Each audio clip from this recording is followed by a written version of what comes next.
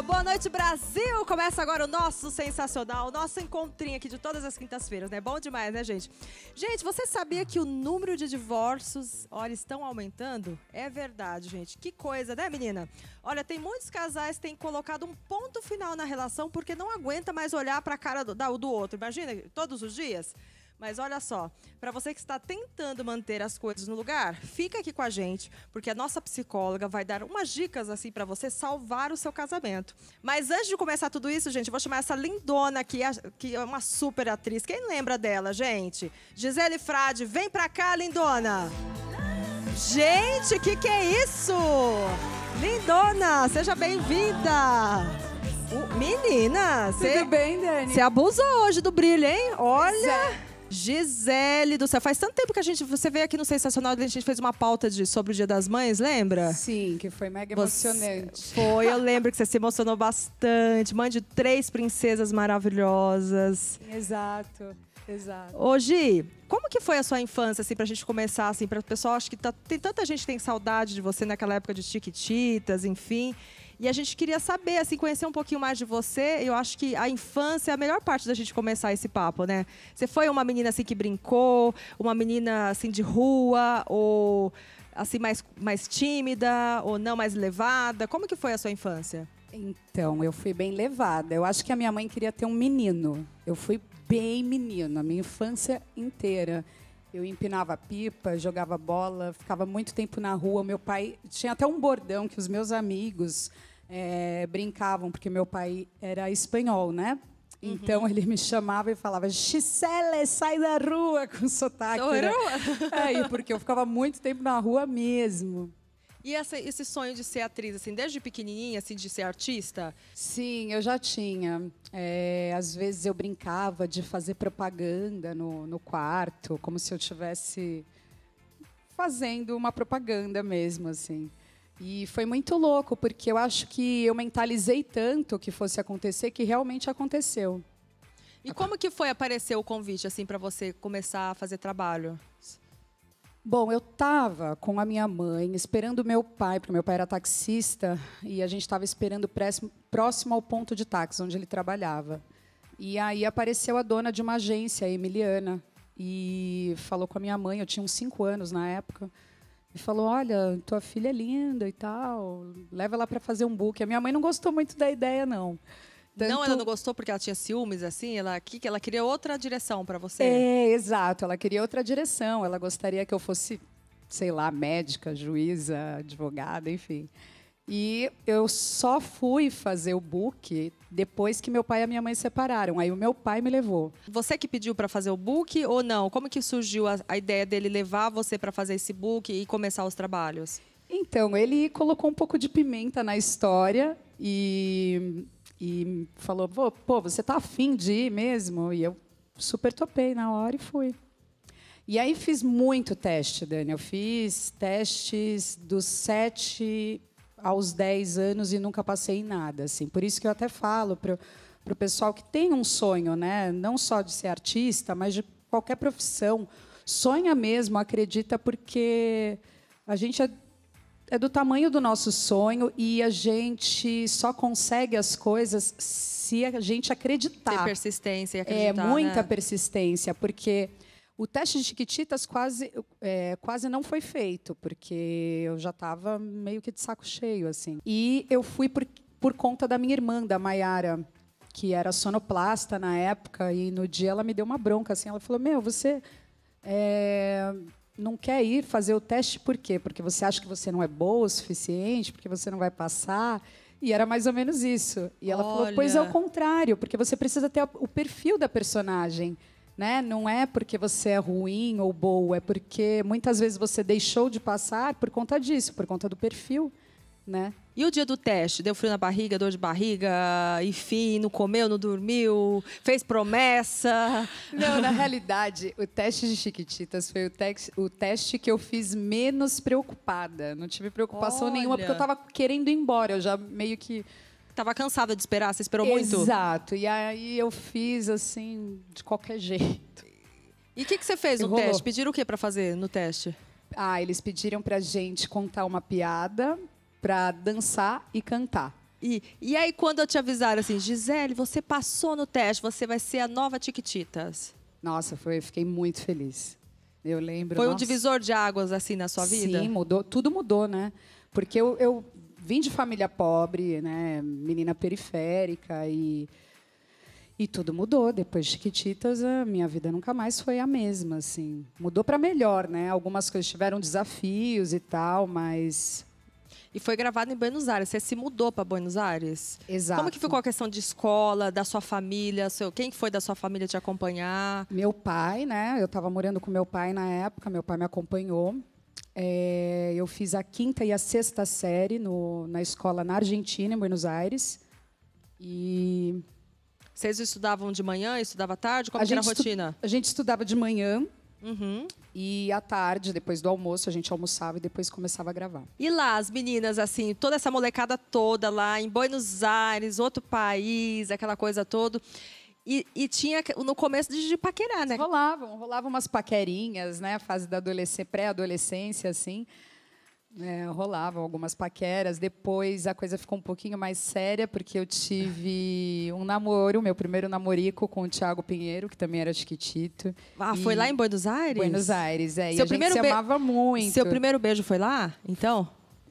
Não. Eu já tinha dado uns selinhos da Hebe, assim. Então, mas... E aí essa fase foi interessante, né? O primeiro amor e tal, era tudo novo, e era uma paixonite aguda. Depois o Thiago veio para o Brasil e eu continuei lá, e era uma saudade absurda. Eu gastava muito dinheiro com o telefone, meu pai queria me matar. E seu pai apoiava o namoro? Assim, não tinha ciúmes? Meu pai morria de ciúmes. Meu pai nunca apoiou o namoro. Mas eu já nunca. era uma criança, né, independente, assim. E não tinha disputa das meninas, assim? Com relação ao Thiago Pinheiro, eu acho que teve um lance com a Fê, que eu morria de ciúmes da Fernanda Souza. Exato. Você tinha ciúmes dela? Tinha, porque ela teve uma época que ela ficou afim dele também. Ai, mentira! E você sabia? E você sabia? Ou ela te contou? Sabia, fiquei sabendo. O próprio Thiago Pinheiro me contou. Sério? E você tinha ciúme por quê? Porque ela dava, você achava que ela dava muito mole pra ele? Não. Na realidade, eu tinha ciúmes porque eu estava namorando com ele, né? Sério? Gente, eu imagino. E assim, trabalhar, estudar, ficava muito puxado, assim, tá fora de casa, você não sentia falta da sua mãe, sei lá, da sua família, né? De todo mundo aqui no Brasil, assim, foi difícil? Uma outra cultura, tá morando em outro lugar, enfim, por mais que seu pai estava ali presente com você, o que te fazia falta naquele momento que você ficou ali? Eu acho que com relação às Chiquititas foi bem tranquilo, porque era bem dividido o nosso tempo, então não tinha choque. O problema maior foi quando a gente começou a fazer shows. A gente saiu de Chiquititas e começou a fazer shows. E a rotina dos shows era bem desgastante, porque cada semana a gente estava num lugar diferente, cada dia a gente estava num lugar diferente. Então, hotel, toda hora fazendo show, correria. E isso foi um pouco puxado, assim. Tanto é que chegou uma hora que eu não quis mais. Eu falei para o meu pai, chega, não dá. Sério? Sim, porque e como que era esse assédio? Né? E como que era esse assédio? Porque assim, era um sucesso estrondoso, né, Gi? Assim, sim. Todo mundo, imagina você ir no shopping, imagina você ter uma vida assim social de ir para um lugar. Não tinha... Sim, isso era difícil, porque... Poxa, eu era uma menina comum, né? E, de repente... E a gente estava gravando a novela na Argentina, então a gente não tinha a proporção do sucesso que estava fazendo aqui no Brasil. Uhum. A primeira vez que a gente veio foi um choque absurdo, assim. Eu fiquei mal. Falei, Ao mesmo tempo feliz. Você ficou mal? Não é que eu fiquei mal. Eu fiquei feliz, porque realmente era muito sucesso, mas eu fiquei mal, por outro lado, por conta da liberdade, né? Porque... para sair para qualquer lugar, para ir numa lanchonete ou num cinema. Você não conseguia sair de casa? Eu tinha que montar um esquema de segurança, né? E o assédio não era aquele assédio... Não era só que era uma foto só, não? Não, era um assédio de pegar cabelo, de puxar... Tipo, eu quero você pra mim, assim, exato, de todo jeito. Uau. Exato, era bem... Deu para ganhar uma grana boa, não deu, Gi? Assim? Não, com relação aos produtos, não. A gente não ganhou, não E os tinha muita shows? porcentagem. No show, sim. Mas tudo é administração, né? Na época, quem cuidava da minha grana era meu pai. Então, dessa época, eu não tenho absolutamente nada dessa Sério? grana que a gente juntou. Eu fui conseguir juntar da época da Globo, depois, com Malhação. Sério, Gi? Mas por que vocês fazer gastavam um pezinho muito? de meia ali para Porque dar uma vocês gastavam segurada. muito?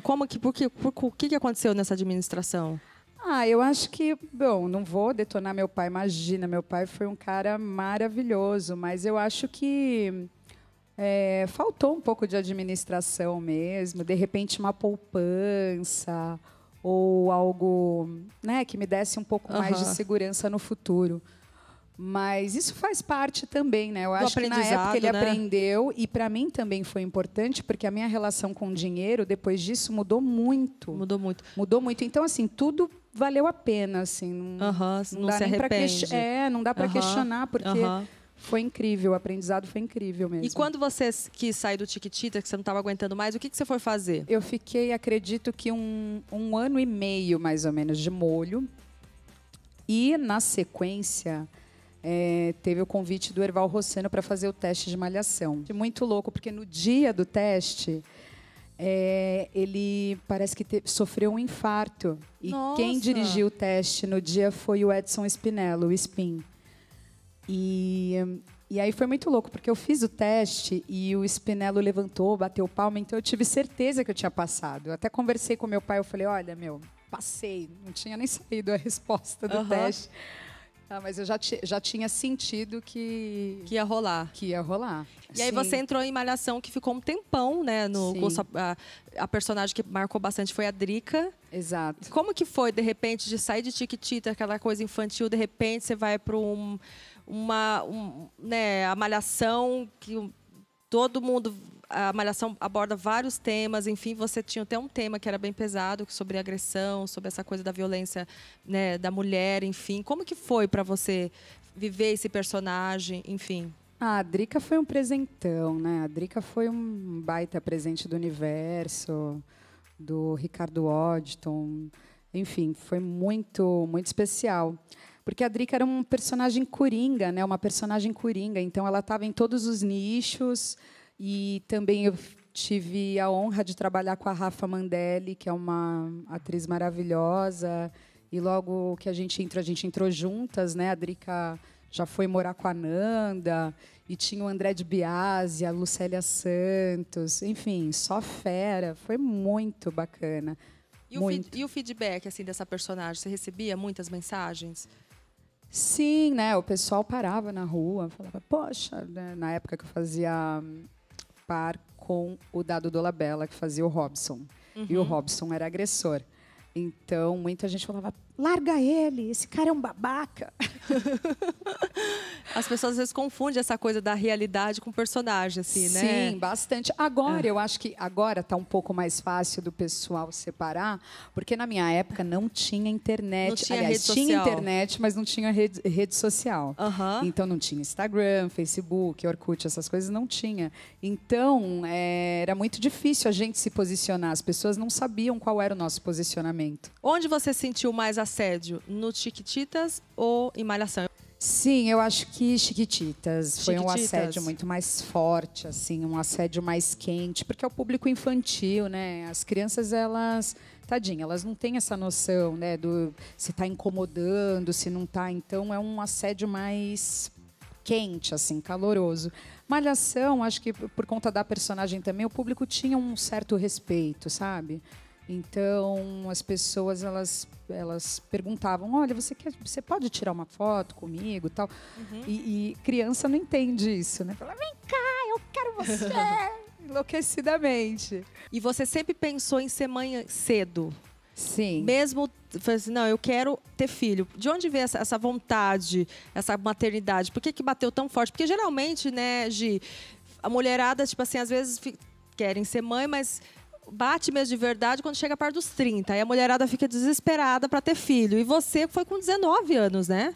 Que bateu a maternidade, assim, em você. Sei, eu acho que eu tive isso, assim, desde criança. Eu já sentia que eu porque eu seria mãe cedo, eu já brincava muito com boneca. Ai, minha filhinha, tudo. Eu tinha uma coisa muito... Forte? Você brincava muito de boneca? É, muito forte com relação a isso, assim, da maternidade. Tanto é que deu certo, né? 3 meninas. Gente, você não brinca em serviço, hein, Gi? Você estava com 20 anos.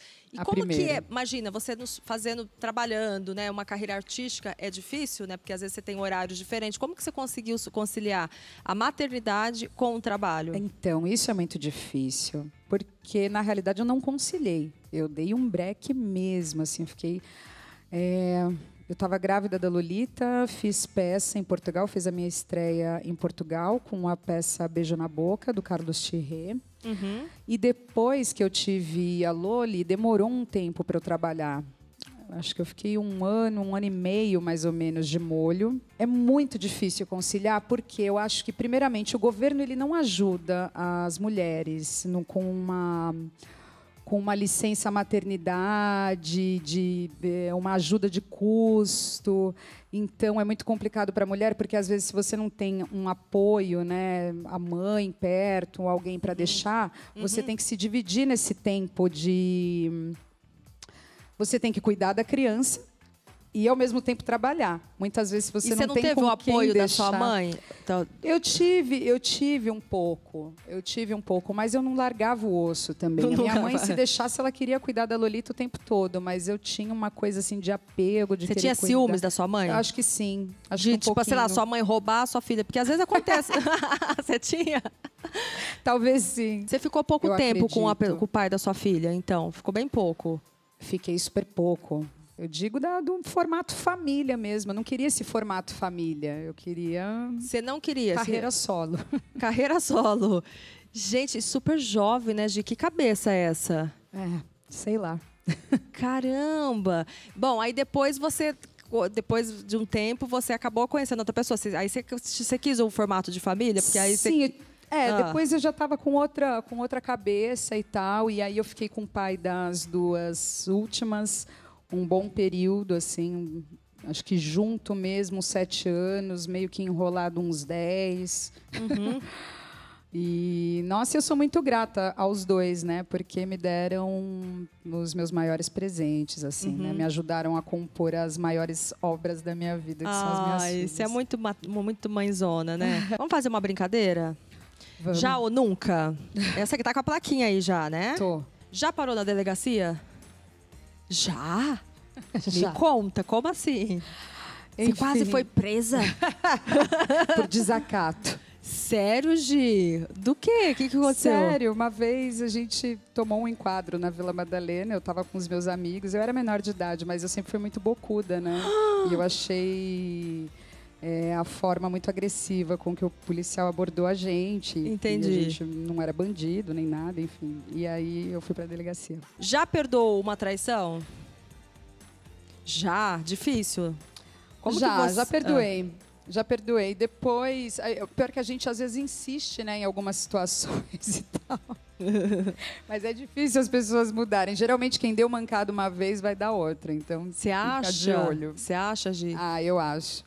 Hoje Mas em dia eu tô menos paciente, menos tolerante com esse tipo de coisa. Entendi. Então eu acho que tem que ser tudo muito fácil. Começou a dar muito problema, eu já saio descarta, fora. já. Mas você perdoou e de repente a pessoa cometeu o mesmo erro, aí você não perdoou pela segunda vez? Não. Claro que não. Aí Entendi. não dá, né? Já contracenou com alguém com quem você estava brigada? Tipo, brigou com a pessoa e teve que ir lá fazer uma cena com aquela pessoa. Já? Já. Em Chiquititas ou Malhação? Chiquititas e Malhação. Jura? Conta pra gente. Não vou contar, Mas não vou expor. Sério? Mas depois você não resolveu? Era homem ou mulher? Não, é homem e mulher. Homem e mulher? Homem e mulher. Mas foi jogo rápido, assim, também. Ficou um climinha meio estranho e tal, Sério? mas deu tudo certo. Mas a cena era mais tranquilinha de fazer ou era uma coisa mais romântica?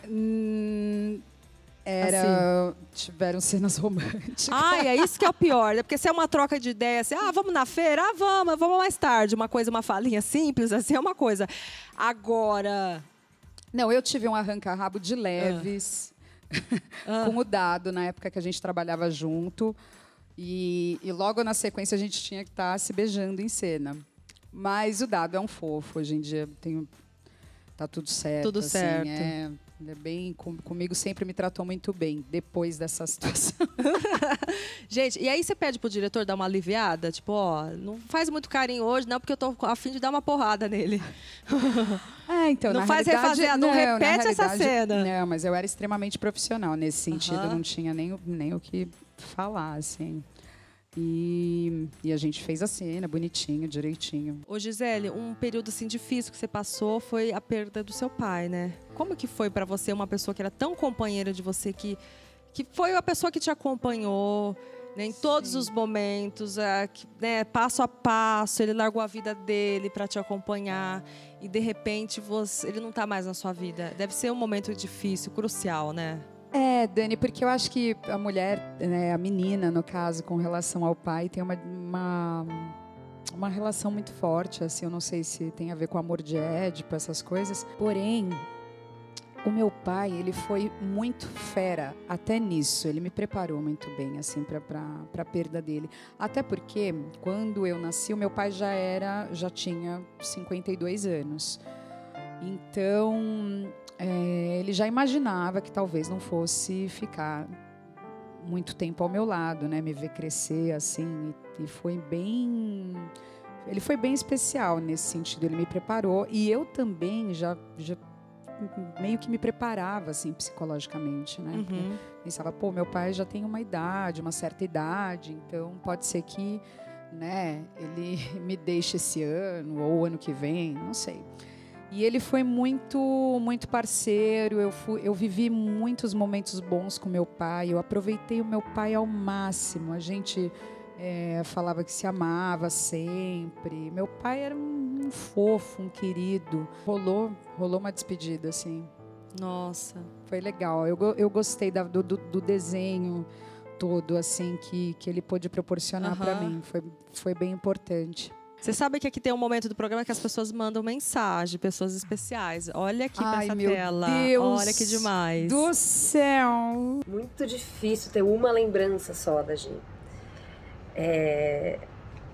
Ela era a minha melhor amiga, lá em 1997. Estudávamos na mesma sala de aula, na mesma mesa, inclusive. Estudávamos juntas, fazíamos provas juntas, gravávamos juntas. Então a Gi era, sem dúvida nenhuma, minha melhor amiga. Só que ela sempre foi muito mais pra frente do que eu. E eu sempre fui aquela amiga que ficava esperando a que tem iniciativa fazer as coisas pra ver se aprendia e fazia igual. Então eu sempre tenho essa imagem da Gi, assim, como minha melhor amiga referência, a pessoa que eu admirava e quem eu queria ser igual. Acho que é muito louco, porque dentro das nossas diferenças, nós realmente somos muito parecidas. Temos uma história de vida muito parecida, mas gênios completamente diferentes. E eu acho que é isso que torna a Gi tão intensa e tão diferente das outras pessoas. Por isso que eu admirava ela e admiro até hoje. Eu te amo, amiga. Gi, parabéns por essa homenagem que estão fazendo para você. Você merece. Sou muito feliz de ser tua amiga. Tenho muito orgulho da mulher que você é. Uma super atriz, uma super mãe, uma super DJ, uma mulher de personalidade, uma mulher realmente inspiradora. E você sabe que de memória eu não sou muito boa. A gente compartilhou um momento muito único, muito nosso ali em Chiquititas. É até difícil muitas vezes explicar. E as lembranças que eu tenho, eu acho que é do quão importante era o teu espaço, sabe? A tua casa, junto com seu paizinho amado, seu Pepe. Era um lugar pra gente de muita segurança, de muitos encontros, né? E uma lembrança que eu tenho forte é do quão musical você sempre foi, que tava sempre rolando música. E não era música Chiquititas, não, tá? Era música tipo Gabriel Pensador. Lembro, olha só, do quanto você ficou abalada com a notícia de quando o Tim Maia morreu. E a gente tinha o quê? 13 anos, 12, 13 anos por ali. E eu lembro quanto aquilo mexeu com você. Então, quanto a música realmente sempre foi algo muito vital, muito importante. E tá aí hoje o nosso DJ pra provar isso. E eu sou muito feliz por ter você na minha vida. Espero que a gente consiga se reencontrar em breve quando tudo isso passar. Beijo, te amo! Estou aqui para te dizer que eu te acho uma pessoa incrível, uma mulher muito batalhadora, um exemplo de mulher, de mãe, de amiga, né? Quero que saiba que você pode contar comigo sempre no que eu puder te ajudar em todos os momentos, tá bom? Eu amo muito você e eu só agradeço pela nossa amizade. Um grande beijo, minha irmã. Primeiramente, estou passando aí para agradecer a Deus, ao universo, por ter colocado a Gisele na minha vida, né? Eu me sinto muito grato por poder fazer parte, né, da vida dela. Ela é uma mãe maravilhosa, uma mulher incrível, que me ensina algo novo todos os dias. Gostaria de dizer que eu a amo demais e que ela é minha deusa, como eu sempre costumo dizer todos os dias. Um beijo, amor. Ela é a mulher mais importante e especial da minha vida. A pessoa maravilhosa que ela é sempre me fez e sempre me fará ser uma pessoa melhor. Obrigada por ser você, mãe. Te amo muito. Beijo. Ai, Lolita, linda, como tá linda, como cresceu. Caramba! Putz grila, vocês. Olha, produção descontável.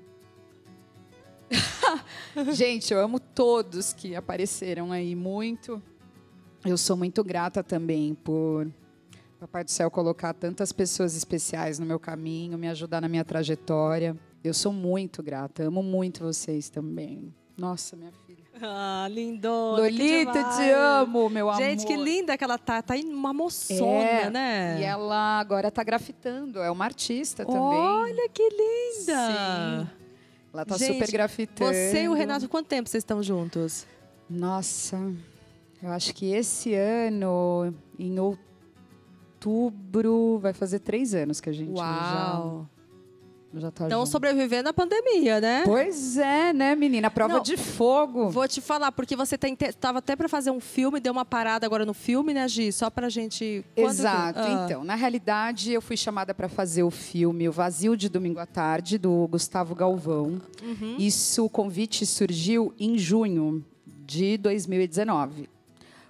E estava programado para a gente filmar em 2020.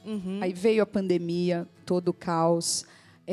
Em contrapartida também, o governo deu uma segurada e a Ancine ficou completamente travada. Todos os projetos do cinema nacional ficaram travados. Isso foi muito triste. A festa também que você faz também, né? Sim, mas agora começou a andar, né? A Ancine andou e a gente vai filmar até o final do ano. A gente consegue filmar O Vazio de Domingo à Tarde. E é muito especial porque é a história de uma atriz, né? Uma atriz, é uma personalidade forte, com vários relevos dramáticos. Ela é incrível. E eu estou muito feliz com esse projeto. E está voltando, né, a trabalhar como atriz. E tem a minha festa também, a Madrilouca, que agora a gente vai fazer a versão online. Perfeito. Você continua aqui com a gente, que eu quero dicas. Como que você está conseguindo manter o seu relacionamento de 3 anos dessa pandemia? Porque tem gente se separando, tem gente que não aguenta olhar mais para a cara do marido, da namorada, enfim. Tá uma loucura. Eu tenho outras pessoas que eu quero convidar aqui para sentar aqui com a gente. Quero convidar Gabriela de França, que é jornalista aqui da Rede TV, doutora Mônica Machado, que é psicóloga, e Jorge Souza, que é um promotor também, que se separou na pandemia. Eu quero saber tudo isso. Seja muito bem-vinda, doutora, por favor. Jorge, seja bem-vindo também. Não, porque essa pandemia, os números de divórcios estão aumentando, gente. Vocês estão por dentro disso? O povo está se separando, ninguém aguenta mais olhar para a cara do parceiro, aquela coisa toda. É isso mesmo, doutora? O pessoal está lá fazendo muita terapia, assim, para tentar acalmar o coração, né? Tirar essa dor dessa separação. Porque uma separação sempre é muito difícil, né? Qualquer separação é um luto, né? É uma perda. E, na verdade, assim, as pessoas estão tomando coragem, muitas pessoas, né? Algumas, elas já vêm de uma relação mais que não tinha ainda certeza, né? Que aquilo não estava dando certo. Então, agora elas estão tomando coragem e tomando algumas decisões, mas pelo menos assertivas, né? Algumas separações são melhores até. Então é melhor às vezes separar do que ficar naquele conflito ali, que o negócio meio que, né? Uma bola de, vai virando uma bola de neve mesmo, né? Vira. Ô, Jorge, foi o que aconteceu com você? Porque assim, uma vez você veio aqui, era aquele amor, aquele casal, você é a Laura daqui, Jorge daqui, aquela paixão. Aí ela engravidou, né? Sim. Vocês, né, estavam juntos, tudo, e de repente o casamento acabou. O que aconteceu? Foi a pandemia? O culpado foi o coronavírus? O que aconteceu? Eu acho que difícil falar. A gente já estava vindo mal antes da pandemia. E eu acho que a gente brigava muito. A gente era 8 ou 80. A gente era um casal muito apaixonado e a gente brigava também com brigas grandes. É fogo contra fogo. Você é leonina, ela é leonina também, não é ela isso? É touro. Ela é touro. Ah, ela é touro. É touro, é teimosa, né? E aí, o que acontece? Esse tempo da pandemia, que a gente ficou em casa e ela também engravidou, a gente parou de brigar. E eu acho que isso... Acho que piorou. Acho que a gente foi... Peraí, calma. A gente foi na contramão dos casais. Não. Que ficavam muito juntos, né? E brigavam muito. A gente... Achou que tava monótono demais a relação. Ficou monótono, ficou... Foi a gota d'água. A gente acabou a ter um espaço entre a gente. Eu ficava estudando num quarto, ela ficava estudando no outro, ela estava grávida. Foi uma coisa que eu não sei explicar, mas os nossos problemas não foram por causa da pandemia. Vieram de antes. Gente, mas doutora, eu tô querendo entender aqui, menina. Vocês me ajudam. Gi, você que também tem bastante vivência no relacionamento, que ele falou assim que tava sem brigar. Então, brigar, o negócio parou ali. O que você acha? Eu acho que o tempo e a pandemia, ela acabou evidenciando muita coisa, né? Eu acho que para todo mundo, assim... Eu não vou falar da vida pessoal dele, né? Só ele sabe, né, onde o calo aperta, mas ficar muito tempo junto é um desafio, né? E aí... Mas no caso dele, é engraçado porque às não, vezes engraçado a briga, né? Que eu acho que o fogo ali, né? Quando era bem-vindo. Né? Parou de brigar, acabou a relação. Doutora, gente, que loucura. Na verdade, o que aconteceu com o Jorge com ela? Me explica, doutora, me explica. Na verdade, essa relação, né? Que o funcionamento do casal é isso, né? Eles brigam e aí daqui a pouco retomam com amor, né, com mais paixão, e parece que isso que faz funcionar, é a dinâmica do casal. E aí vem, no teu caso, né, eu estou falando, vem calmaria? A calmaria, né, que é aquela união, que vem uma criança, então vocês têm aquela vida conjugal mais próxima. E aí você diz que não funciona dessa forma. Na verdade, já não vinha funcionando. As brigas, elas já estavam ali sinalizando um final de um casamento, né? Concordo. Por isso que eu estou falando que eu não jogo a culpa do término do meu relacionamento na pandemia. Sim. Nós já tínhamos problemas, mas a gente era muito ativo. Então Você acha que foi, às vezes, por causa do filho? Porque, às vezes, tem essa coisa, né? A mulher engravida, tem um filho, e ela se doa totalmente para o filho. E aí o homem, ele fica um pouco acuado, que nem você falou, ficava no quarto estudando, tal, não sei o quê, e meio que se sente um pouco isolado daquele momento, daquele universo. E, às vezes... vai criando esse distanciamento. Isso acontece também, né? Não sei se foi o caso dele, mas... No meu caso, não foi. No meu caso, a gente já vinha de briga já muito antes. E foi como eu falei, a gente viajava. A gente foi para, vou dar um exemplo, para Ibiza. E lá em Ibiza, tudo para ser feliz. Era a viagem dos sonhos dela. E a gente brigava. A gente trocou de casa, pegamos uma casa maravilhosa, achando que ia melhorar. E brigava, entendeu? E aí chegou num ponto que, quando veio a pandemia, a gente... Tava os dois dentro de casa, não podia ficar brigando um com o outro, ainda mais que ela estava grávida. E aí a gente foi se tolerando mais e foi ficando uma coisa monótona. De repente, a gente nem fazia questão mais de brigar, esse que era o problema. Ela chegava em casa... Como se fosse dois estranhos do mesmo ninho. Eu nem perguntava mais o que ela estava fazendo. Ela não perguntava, Jorginho, onde você estava? Não rolava. Eu só chegava e bom dia, boa tarde. E ficou uma coisa... Ficou um espaço, um abismo entre a gente, Foi entendeu? Quanto tempo de casamento? 6 anos. Gente, será que não é a crise do 7, não? Quando chega o 7? Não chegou nem nos 7. A gente se conheceu e a gente foi morar junto com 1 semana. A gente fez tudo muito rápido, foi uma loucura. Vocês viveram um momento de paixão juntos a paixão ali, acabou, né? Então, aquela coisa de paixão, né? A paixão... Ou vira amor ou vira amigo, né, Exatamente. irmãos? Não, mas que a gente já estava virando amigo, esse foi o problema. Uau! Irmãos. Gabi, você estava no casamento, assim, anos, e de repente, no começo da pandemia, você antes de começar a pandemia, você ficou solteira. Isso. Quanto tempo você ficou casada? Fiquei 12 anos, né? Um relacionamento Uau. de 12 anos. E aí, fiquei solteira, só que eu levei um tempo, né? Pra me adaptar, pra entender como que era a vida de solteira. E aí eu falo que quando eu comecei, a nave a criar decolar, veio a pandemia e teve que fazer um pouso forçado, né? Uhum. Então, o desafio está sendo ter essa vida de solteira numa pandemia, que é difícil, né? Porque, né, isolamento, quarentena, não dá pra você encontrar ninguém. Enfim, eu tenho muitas amigas e muita gente se separando mesmo, mas eu acho que a pandemia, ela veio fazer uma faxina nesses relacionamentos que estavam acomodados. Eu vejo muita gente, e eu não quero ser essa pessoa, que está num relacionamento acomodada, que está ali porque, tô aqui, não tem coragem de separar e fica naquela relação, né, que sem perspectiva, tá ali por comodismo, né? Na verdade, às vezes ela é uma relação falida, né, que a gente fala, mas às vezes não é nem por falta de coragem, é a crença, né, que carrega o casamento, dos valores da família, dos valores né? da família, ser feliz para sempre, não desfazer o casamento, só ter um casamento. Então, mas Gente, aí tem fora gente que passa a vida inteira. Sim, eu falo, pelo exato. amor de Sim, Deus, a gente só tem essa vida, a gente tem que ser feliz hoje. Se não tá É. legal, a gente precisa, né, se mexer. Mas está mudar. mudando muito, né? Mas eu percebi, Qual eu que acho é que conviver é uns- difícil, né? E essa coisa de ficar trancado, né, dentro de casa. É que a gente ainda, no jornalismo não parou, não fiz home office, mas eu vejo a minha irmã e meu cunhado, por exemplo, a pandemia inteira, os dois, dentro do apartamento, 24 horas, é uma prova de fogo, né? Realmente. Imagina com 3 crianças. Esse foi... Olha, tem várias perguntas aqui que os telespectadores mandaram. Então, eu vou botando, a gente vai discutindo aqui o que vocês acham. Vou botar a primeira pergunta aí. Roda aí. Por causa da quarentena, meu marido quer fazer todas as atividades comigo. O que eu posso fazer para distanciá-lo sem magoar? Olha, Gabi. Ela quer um respiro, né, doutora? Isso, fora da pandemia, também tem que existir entre um casal, né? A individualidade de cada um. Porque um casal, ele não é para fazer tudo o tempo todo juntos. É um casal de relacionamento, né, em comum. Mas tem a individualidade da mulher e tem a individualidade do homem, né, com o respeito que há entre o casamento.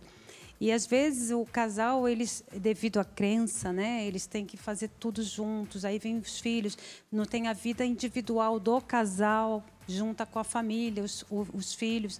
Então isso desgasta o casamento, né? Eu acho muito importante essa separação, você não acha? De você que Tem que sentir saudade, né, gente? Não, total, a individualidade é Você super que tem importante. 3 filhas, assim. Individualidade. Eu sempre falo com o Renato, amor, eu tô precisando respirar um pouco, preciso ficar sozinha, porque eu tenho necessidade de ficar sozinha.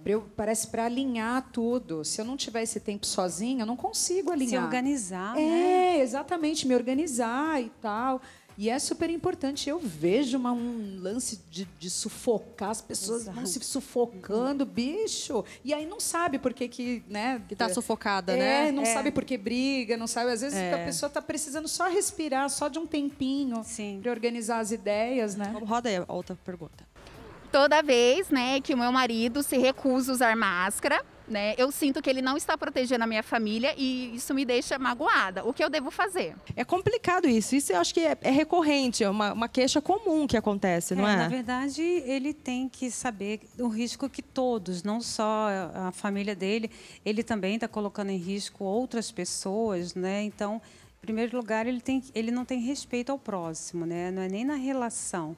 E aí ela já coloca na relação exatamente porque talvez ela quisesse que ele entendesse da forma que ela entende que a pandemia ela está acontecendo, mortes, enfim, né? Mas é um caso assim que é generalizado, não só no casamento, porque ela tem a opção também, né? De se ele não usa, não deixa ele entrar em casa. Mas acho que ela fica magoada, que ela comentou que está magoada, essa falta de preocupação com ela e de repente com os filhos, enfim, né? Que é demonstração de afeto, né? Quando uma pessoa se preocupa com outra, é uma demonstração de afeto, né? A gente quer se sentir acarinhada, né? Exato, mas é exatamente isso. Se ele não está se preocupando ali, né, em cuidar, em proteger a família, é uma relação que precisa ser revista. E já é uma válvula de uma discussão, de ter atrito, e aí depois tem outra coisa, aí que acontece a separação. Compatibilidade acho que é o mais difícil, né? Também, assim, compatibilidade de valores, né? Não que a pessoa não precisa ser igual a você, mas pelo menos os valores... Exato. Eles precisam estar mais ou menos ajustados ali, né? Porque senão fica muito difícil. E é muito difícil, né? Um casal agora com esses dois extremos, né? Conviver, né? Viver em conflito, né? Vive em conflito. Mais uma pergunta, roda aí. Meu cunhado, ele tem passado muito tempo no celular nessa quarentena. E a minha irmã tá desconfiada que ele tem outra. Como a gente consegue descobrir se é verdade ou não? Jorge, o que você acha? É só pegar a senha do telefone dele, abrir e olhar. Olha a individualidade. Não, então, olha só. Eu nunca tive esse tipo de problema com a Laura. Ela sempre teve acesso ao meu telefone. Eu acho que nós éramos íntimos para muita coisa. Ela não vai ter intimidade para pegar meu telefone. Nunca tive problema nenhum com isso e nunca tive problema. Mas o combinado não sai caro. Primeiro, se você desconfia, você vai ter que saber das consequências que você vai ter se você vê realmente que ela está falando com outra pessoa. Você vai tomar alguma decisão com isso? Exatamente. Se você não for, não adianta você investigar ali se realmente ela está tendo alguém, né, de fato, que ela está conversando. Mas, se não, a confiança é isso, né? Você vai confiar que ela não esteja. Não precisa invadir, né, a privacidade da pessoa, nesse caso, para constatar. Porque é para você. É você que está desconfiado, né? Mas aí faz o quê, então? Se você está desconfiado, você termina o relacionamento? Não, você conversa. Conversa. Ó, não estou sentindo confortável, estou sentindo meu coração, está me dando um sentimento, uma coisa. Mas aí, a gente está vivendo... Eu sonhei, eu tive um pesadelo. Ai, eu já prefiro estar desconfiando. Tá aí, ó. Ele funciona, né? Ó, meu telefone, ela tinha até o GPS. Nós dois tínhamos o GPS um do outro, entendeu? Então, tipo assim, tá desconfiado, vai lá e olha. Entendeu? Aí acabou. eu acho essas coisas assim, eu também não gosto, não. Mas então, ó, terminamos. Nada disso adiantou, tá vendo? Bom, mais uma pergunta, roda aí. Minha sogra veio passar a quarentena em casa, cara, e ela não para de dar palpite no meu casamento. Como que eu faço pra resolver essa situação? E aí? Na verdade, assim, quando se fala sogra, né, é sempre de forma negativa. Porque quando você, por exemplo, a mulher, né, quando ela casa com o filho da distinta mãe, algumas sogras, né, acham que a mulher está tomando o lugar dela, ela que fazia, ela que levava o café, ela que trocava as coisas. Então, é meio que uma troca, realmente, né? Numa visão ali materna e para a visão do casal que está sendo colocada outra mulher no lugar da cuidadora, que era a mãe. Então, tem essas...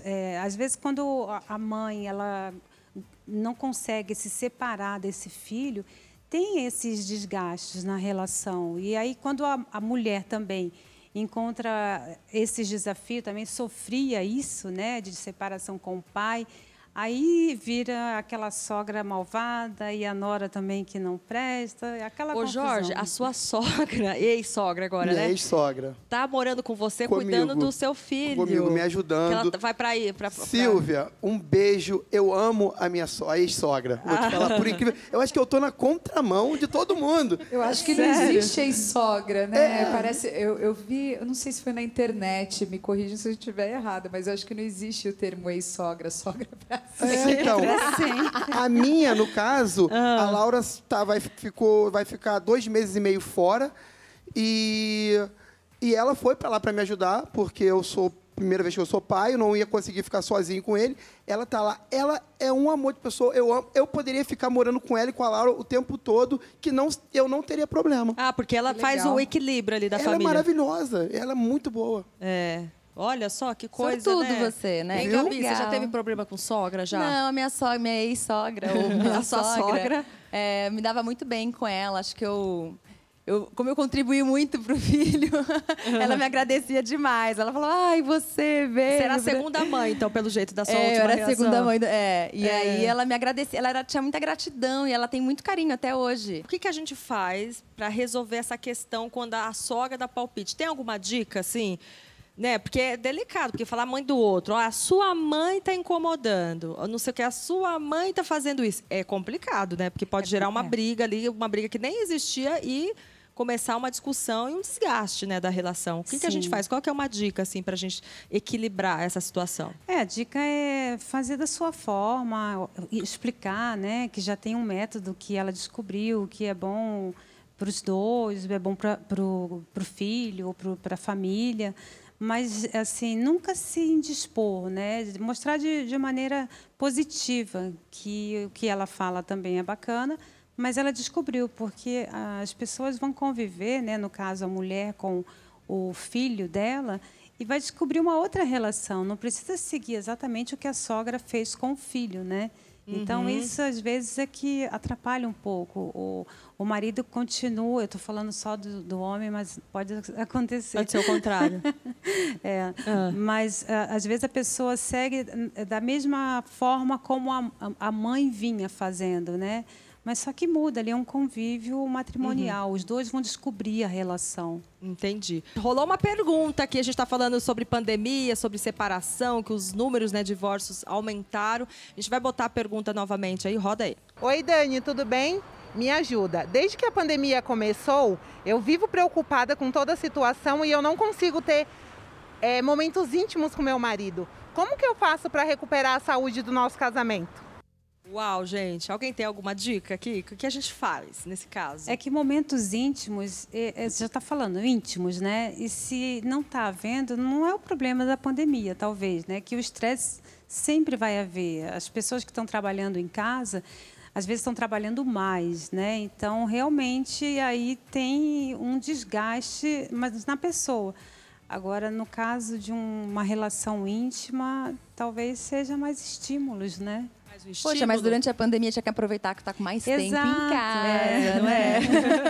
Não tem a desculpa, né, de estar na correria de trânsito, tá mais tempo ali juntinho, dá para dar uma escapada. Mas talvez role uma estafa também, né? Exato. Assim, as pessoas estão muito estafadas, eu acho, porque cansa também ficar em casa. Sim. Né? O ser humano sempre reclama porque está trabalhando demais. Reclama que acorda já trabalhando, demais. né? Acorda já com o computador ali, são e-mails para responder. Então, isso está desgastando muito. Se adaptar a essa situação também. Para mim foi difícil. Igual as minhas filhas estudavam as 3 em período integral.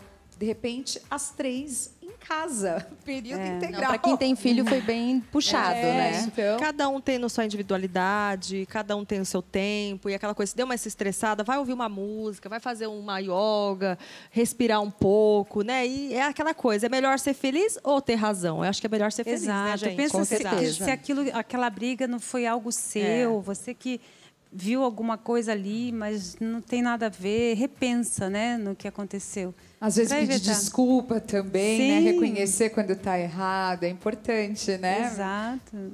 Isso aí. Ai, gente, acredito que infelizmente o nosso tempinho acabou aqui. Tá bom, né? Ai, tava bom o papo aqui. Quero agradecer, Gabi, tá arrasando lá no jornalismo. Muito obrigada, viu, pela sua presença aqui. Sempre um prazer estar aqui com vocês, batendo esse papo. Como eu falo, a gente precisa falar de outras coisas, né? Trazer um pouco de leveza, de alegria, né? Que a gente já tá vivendo um momento tão difícil, né? Caótico, então, essa é a dica que eu dou para as pessoas, né? Vamos tentar fazer do limão a limonada, né? Tentar buscar felicidade hoje. Gisele, adorei você aqui, conhecer um pouquinho mais da sua história. Foi demais, viu? Obrigada, Dani. Obrigada. O pessoal da produção também foi demais. Obrigada a vocês. Jorge também, feliz que você tá feliz agora, né, Jorge? Tô feliz, tô feliz. Não, a gente nunca fica feliz com uma separação, né?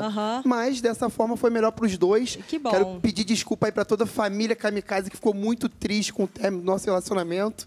Mas acontece, gente. Desculpa. Vida que segue, né? Isso aí. Muito obrigada pela sua presença aqui, viu? Obrigado. Doutora Mônica, também muito obrigada pela sua presença aqui, viu? Eu que agradeço. Seja bem-vinda sempre. Obrigada. Gente, lembrando que toda quinta-feira a gente está aqui na telinha da RedeTV, 10h30 da noite. Agora você vai ficar com Lacombe, o programa dele que está sensacional.